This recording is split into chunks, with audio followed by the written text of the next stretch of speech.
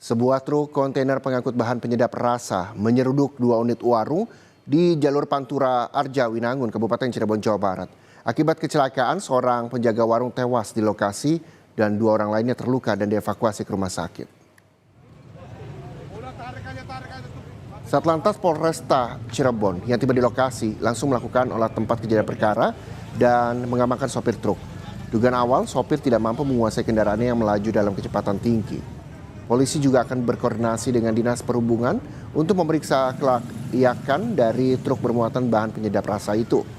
Untuk kepentingan penyelidikan, sopir truk ditahan di Mapolresta Cirebon dan dimintai keterangan.